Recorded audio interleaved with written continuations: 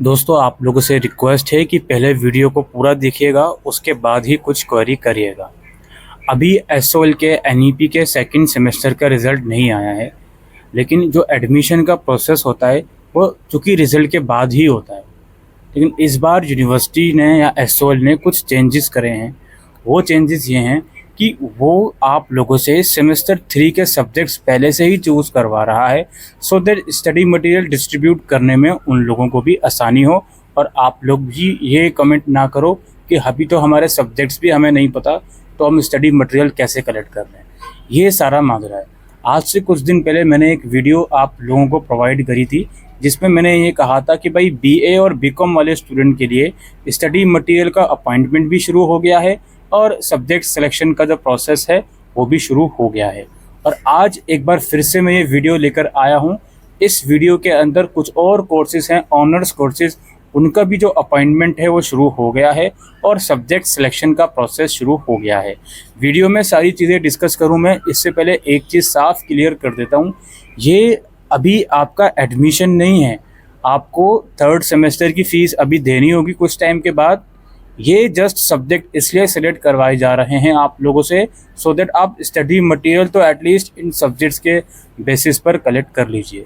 Alright, तो ये सारा माजरा है। नाउ अब हम कुछ भी बात करें, सबसे पहले आपको थर्ड सेमेस्टर का अपना कोर्स का स्ट्रक्चर समझना पड़ेगा। बहुत ध्यान से समझिएगा। थर्ड सेमेस्टर में आप लोगों के 7 सब्जेक्ट्स होंगे। इन 7 में से 3 सब्जेक्ट तो आपके कॉमन रहेंगे, फिक्स्ड रहेंगे, जो डिसिप्लिन जिसको आप बोलते हो, चाहे आप प्रोग्राम के स्टूडेंट हो या ऑनर्स के स्टूडेंट हो। ठीक, ये 3 तो कॉमन रहेंगे। चौथा सब्जेक्ट होता है आपका जेनरिक इलेक्टिव का।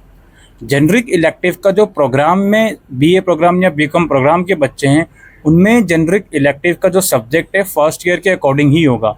इंग्लिश फ्लुएंसी मिल सकता है, या फर्स्ट ईयर में हिंदी पढ़ा था तो हिंदी का नेक्स्ट पार्ट मिल सकता है। ऑब्वियसली उसका सिलेबस दूसरा होगा, लेकिन सब्जेक्ट वही कंटिन्यूएशन में आपको पढ़ना है। वहीं जो ऑनर्स कोर्स के बच्चे हैं, उन्हें जेनरिक इलेक्टिव में सब्जेक्ट चूज़ करने का ऑप्शन दिया जाएगा। इसके अलावा एबिलिटी इन्हांसमेंट, ठीक है, 5वां सब्जेक्ट आपका एबिलिटी इन्हांसमेंट का होता है। और एबिलिटी इन्हांसमेंट का भी जो फर्स्ट ईयर में गाड़ी चल रही थी, सेम कंटिन्यू होगी सेकंड ईयर में भी। यानी कि एईसी के अंदर आप किसी एक सेमेस्टर में ईवीएस का सेकंड पार्ट पढ़ोगे और किसी एक सेमेस्टर में वही लैंग्वेज आप पढ़ोगे जो आपने फर्स्ट ईयर में पढ़ी थी। ABC वही लैंग्वेज आप लोग पढ़ोगे, ठीक है। और छठा और 7वां सब्जेक्ट होता है वैल्यू एडिड कोर्स और स्किल इन्हांसमेंट कोर्स। इनमें आप कोई भी सब्जेक्ट अपनी मर्जी से डिसाइड कर सकते हो, और कंडीशन सिर्फ इतनी सी है कि वो सब्जेक्ट आपने फर्स्ट ईयर में नहीं पढ़ा हो, दैट्स इट। ये आपका मैंने ब्रीफ में कोर्स का स्ट्रक्चर समझा दिया। अब जो सब्जेक्ट सिलेक्शन का ऑप्शन आ रहा है उसको ध्यान से समझिए। जो प्रोग्राम कोर्सेज के स्टूडेंट हैं, उनके डैशबोर्ड में सिर्फ वैल्यू एडिशनल कोर्स और स्किल इन्हांसमेंट कोर्स को सेलेक्ट करने का ऑप्शन आ रहा है। उनके सब्जेक्ट में एईसी या जेनरिक या डिसिप्लिन का ऑप्शन इसलिए नहीं आ रहा क्योंकि वो आपकी एलिजिबिलिटी के हिसाब से आपको एसओएल अपने आप ही अलॉट कर देगा। वहीं ऑनर्स कोर्स की जहाँ तक बात है, उनके डैशबोर्ड में जेनरिक, स्किल एनहांसमेंट और वैल्यू एडिशनल कोर्स का ही ऑप्शन आ रहा है। बाकी 4 सब्जेक्ट का ऑप्शन इसलिए नहीं आ रहा क्योंकि वो एलिजिबिलिटी के हिसाब से आपको अपने आप ही अलॉट कर देगा एसओएल, ठीक है। ये सारा रीज़न है कि डैशबोर्ड में केवल 2 या 3 सब्जेक्ट ही सिलेक्ट करने का ऑप्शन क्यों आ रहा है, ठीक। अब आप सभी स्टूडेंट से मैं रिक्वेस्ट करूंगा, चाहे आप स्टडी मटेरियल कलेक्ट करने में इंटरेस्टेड हो या नहीं हो, आप डैशबोर्ड से जाकर अपने सब्जेक्ट सेलेक्ट कर लीजिए। अगर आपने अभी तक कर लिए हैं कोई दिक्कत नहीं है, आप शांत बैठ सकते हो। अगर अभी तक भी आपने नहीं करे तो इसको आप सेलेक्ट कर लीजिए डैशबोर्ड से जाकर। और जो बच्चा स्टडी मटेरियल की अपॉइंटमेंट लेना चाहता है, जैसे ही आप इन सब्जेक्ट्स को सेलेक्ट करोगे, अगला विंडो आपका ओपन होगा स्टडी मटेरियल के अपॉइंटमेंट लेने का। अब यहाँ पे स्टडी मटेरियल की अपॉइंटमेंट फ़िलहाल आज जब मैं ये वीडियो रिकॉर्ड कर रहा हूँ, पॉलिटिकल साइंस ऑनर्स के स्टूडेंट को नहीं मिल रही। अभी कुछ टाइम पहले एकेडमिक कैलेंडर आया था जिसमें ये कहा गया था पॉल साइंस ऑनर्स के मटेरियल की इन्फॉर्मेशन बाद में दी जाएगी, किस डेट से हम डिस्ट्रीब्यूट करेंगे।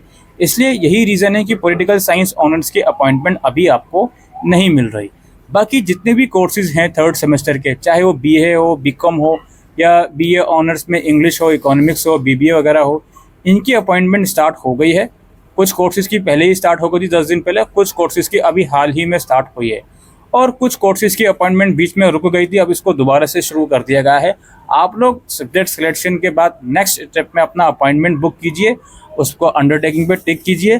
टिक करने के बाद ही आपके थर्ड सेमेस्टर के सारे सब्जेक्ट आपको शो हो जाएंगे, जो आपने ऑप्शनल वाले लिए हैं, सैक वैक या जीई वो वाले भी, और जो डिसिप्लिन और जनरिक जो आपके एलिजिबिलिटी के हिसाब से मिलेंगे वो भी वहाँ पर शो हो जाएंगे। उसमें लिखा रहेगा अपॉइंटमेंट स्लिप में कि आपको कहाँ जाना है, किस डेट में जाना है, कितने बजे जाना है। आप वहाँ जाकर स्टडी मटेरियल को कलेक्ट कर सकते हो। अभी आपसे कोई फ़ीस नहीं ली गई है, एडमिशन फ़ीस, तो आपकी जो फ़ी रिसिप्ट की वो लोग बात कर रहे हैं, फर्स्ट ईयर की फ़ी रिसिप्ट पे जाना, वो आई थिंक काम चल जाएगा उस चीज़ से। ठीक है, इतनी सी बात है। और जो बच्चा पॉलिटिकल साइंस ऑनर्स के अलावा किसी दूसरे कोर्स का भी है, स्टिल उसकी अपॉइंटमेंट अगर नहीं हो पा रही है, थोड़ा सा आप लोग इंतज़ार करें। और अपॉइंटमेंट में जो आपको डेट मिल गई है, अगर आप उस डेट को नहीं जा पाए तो उसके बाद भी आप सेम अपॉइंटमेंट स्लिप लेकर जा सकते हो और उनसे रिक्वेस्ट कर सकते हो कि पर्टिकुलर डेट पर मैं नहीं आया, तो अब मेरा स्टडी मटेरियल मुझको दे दीजिए। ये इतनी सी कहानी है आप लोगों के सब्जेक्ट सिलेक्शन और स्टडी मटेरियल के अपॉइंटमेंट की। That's it. अच्छा, एक सवाल बच्चों के मन में आएगा, सर मुझे स्टडी मटेरियल नहीं चाहिए, क्या तब भी मुझे सब्जेक्ट सेलेक्ट करने होंगे?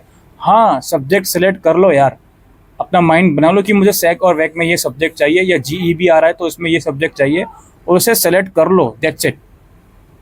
ताकि आगे फिर एडमिशन के टाइम पर आपको फिर फर्दर विचार नहीं करना पड़े एडमिशन फॉर्म जब भरोगे। अच्छा, जो बच्चे का फर्स्ट और सेकंड सेमेस्टर में ईयर आया है, वो जब थर्ड सेमेस्टर की एडमिशन फ़ीस वाला लिंक आएगा, उसमें वो सब्जेक्ट वो वाला सेलेक्ट कर पाएंगे। कोई घबराने वाली बात नहीं है। मुझे लगता है कि मैंने सारे डाउट इस वीडियो में अब क्लियर कर दिए होंगे, क्या इशू है क्या नहीं। लास्टली कुछ बच्चे ये कंप्लेन कर रहे थे कि मेरे अपॉइंटमेंट स्लिप में केवल 6 ही सब्जेक्ट्स आ रहे हैं। कोई बात नहीं, आप उस स्लिप को लेकर वहाँ जाइए स्टडी मटेरियल लेने, और जो भी 7वें सब्जेक्ट्स की प्रॉब्लम है वो वहीं जाकर रिजॉल्व हो जाएगी। That's it. ऑलराइट। बाकी जो आपके एडमिशन एक्चुअल में फ़ीस वाला लिंक है, वो सेकंड सेमेस्टर के रिज़ल्ट के बाद ही आप लोगों का आएगा। फ़िलहाल के लिए वीडियो में इतना ही। Thank you.